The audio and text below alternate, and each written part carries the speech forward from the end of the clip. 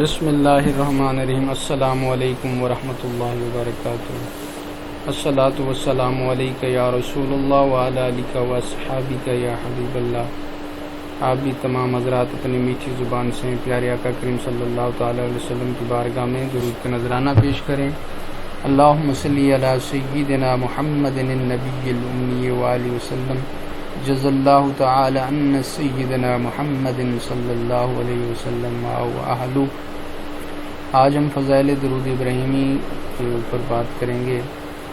نماز میں پڑھے جانے والے درود میں حضرت ابراہیم علیہ السلام کا نام آتا ہے، اس لیے اسے درود ابراہیمی کہا جاتا ہے۔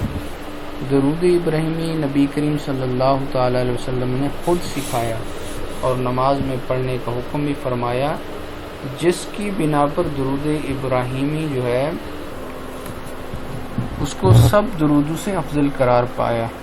تو درود ابراہیمی کو نماز کے علاوہ کثرت سے پڑھنا دینی اور دنیاوی فیوز و برکات کے حصول کا بہترین ذریعہ ہے، اور جو بندے درود پاک پڑھتے رہتے ہیں اللہ تبارک و تعالیٰ کی خوشنودی حاصل ہوتی ہے، دنیاوی کاموں میں آسانی پیدا ہو جاتی ہے، قدم قدم پر اللہ تعالیٰ کی مدد شامل حال رہتی ہے۔ سبحان اللہ۔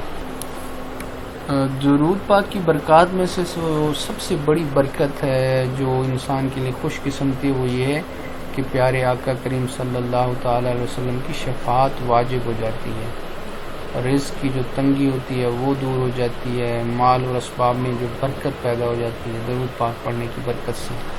سبحان اللہ۔ خاتمہ بالایمان ہوتا ہے، خاتمہ بالخیر ہوتا ہے، اور آخرت کی زندگی کے تمام منازل جو ہے نا وہ آسان ہو جاتے ہیں، اور جو لوگ درود پاک معمول سے پڑھتے رہتے ہیں جنت کا حقدار ہو جاتا ہے۔ اللہ پاک ان کو جنت نصیب فرمائے گا جو بندہ کثرت سے درود پاک پڑھتا رہتا ہے۔ تو ہم بھی حصول برکت کے لیے ہم بھی درود ابراہیمی پڑھ لیتے ہیں، جو پڑھیں ہم سب پڑھتے ہیں۔ بسم اللہ الرحمن الرحیم۔ اللہم صلی علی محمد وعلی آل محمد كما صليت على إبراهيم وعلى آل إبراهيم إنك حميد مجيد اللهم بارك على محمد وعلى آل محمد كما باركت على إبراهيم وعلى آل إبراهيم إنك حميد مجيد۔ اللہ کریم ہمیں بار بار پیارے آقا کریم صلی اللہ تعالی وسلم پر درود پاک پڑھنے کی سعادت نصیب فرمائے۔ وہ بڑا وہ علاقہ وہ لوگ خوش قسمت ہوتے ہیں جہاں درود پاک زیادہ سے زیادہ پڑھا جاتا ہے۔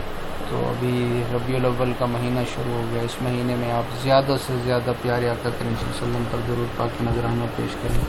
اللہ تعالیٰ آپ سب کو حفظ و امان میں رکھیں۔ دل کرے تو چینل کو بھی سبسکرائب کر دیں۔ اللہ حافظ۔ السلام علیکم ورحمۃ اللہ۔